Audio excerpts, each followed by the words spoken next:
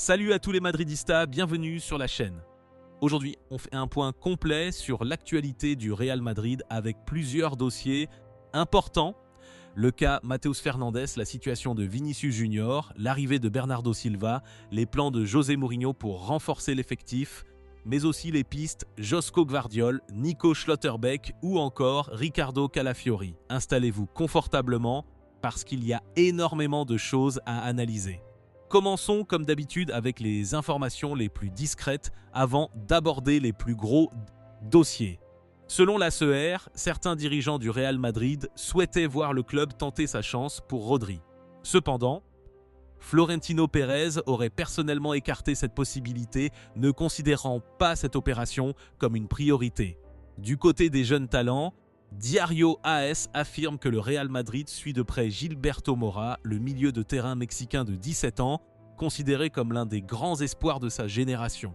Concernant Nico Paz, selon Fabrizio Romano, le joueur a informé le Real Madrid de son souhait de rester une saison supplémentaire à Como. Son idée serait de poursuivre son développement en Italie avant d'envisager un retour à Madrid en 2027. Toujours dans le sens des départs, Ramón Alvarez de Mon révèle que Victor Muñoz est proche de rejoindre Newcastle. Cette opération pourrait rapporter environ 5 millions d'euros au Real Madrid. En parallèle, Mario Cortegana annonce que le dossier Pep est désormais définitivement abandonné. L'ancien défenseur portugais ne rejoindra finalement pas le staff de José Mourinho, malgré des discussions qui avaient eu lieu.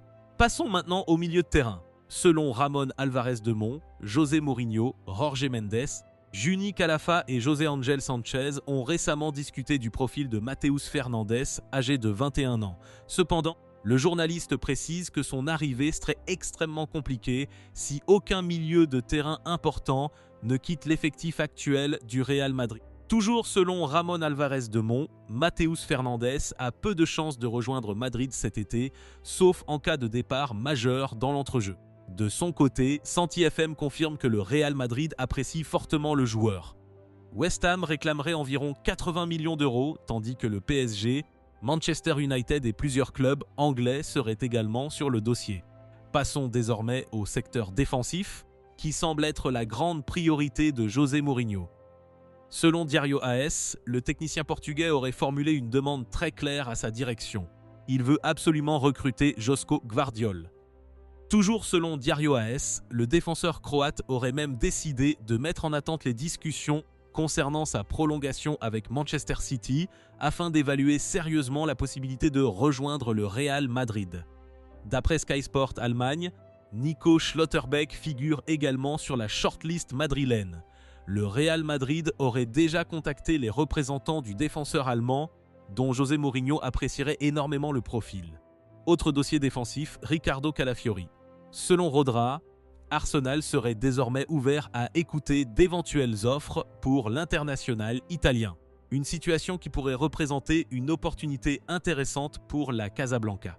Mais le dossier qui a complètement bouleversé l'actualité madrilène concerne Bernardo Silva. Selon Fabrizio Romano, le Portugais aurait trouvé un accord avec le Real Madrid pour un contrat de 2 saisons, plus une année supplémentaire en option. Toujours selon Fabrizio Romano, les négociations auraient avancé extrêmement rapidement, Mourinho ayant personnellement insisté pour faire venir le milieu de terrain de Manchester City. D'après la CR, l'Atlético Madrid pensait pourtant avoir bouclé le transfert de Bernardo Silva. L'accord aurait même été prêt à être signé avant que le joueur ne change totalement d'avis après l'intervention du Real Madrid et surtout celle de José Mourinho. Selon Javier Félix Diaz, Bernardo Silva aurait immédiatement cessé toute discussion avec le FC Barcelone et l'Atlético Madrid dès que le Real Madrid est entré concrètement dans la course. Toujours selon Rodra, le Portugais aurait déjà passé avec succès sa visite médicale avec le club madrilène. Cette arrivée illustre parfaitement la vision de José Mourinho, privilégié des joueurs expérimentés, capables d'apporter de la qualité sur le terrain, mais également du leadership dans le vestiaire. Cependant, selon Jorge Picón, cette signature complique la suite du mercato. Avec les arrivées de Konaté, Dumfries, Bernard Silva et Hendrick, les 25 places disponibles dans l'effectif professionnel seraient désormais occupées. Cela signifie qu'avant toute nouvelle recrue, le Real Madrid devra obligatoirement enregistrer des départs. Terminons avec l'un des grands enjeux des prochains mois, l'avenir de Vinicius Junior. Selon Diario AS, l'attaquant brésilien aurait déjà revu considérablement à la baisse ses exigences salariales. Le quotidien espagnol précise même que Vinicius aurait fait davantage d'efforts que le Real Madrid dans les négociations. Malgré cela, les discussions se seraient récemment compliquées. Toujours selon Diario AS, les véritables négociations reprendront après la Coupe du Monde.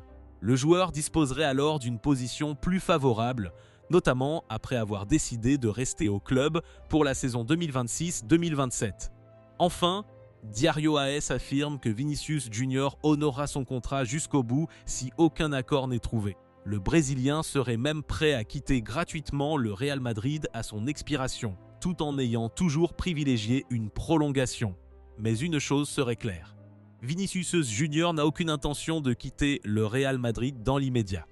Même sans renouvellement rapide, il souhaiterait continuer son aventure sous le maillot blanc. Conclusion.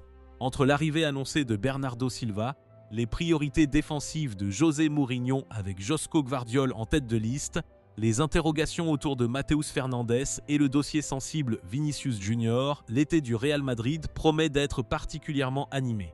Et vous, Madridista, que pensez-vous de toutes ces informations? Bernardo Silva est-il une bonne recrue pour le Real Madrid? Josko Gvardiol doit-il être la priorité absolue? Et surtout, êtes-vous confiant concernant l'avenir de Vinicius Junior au club? Dites-moi tout en commentaire.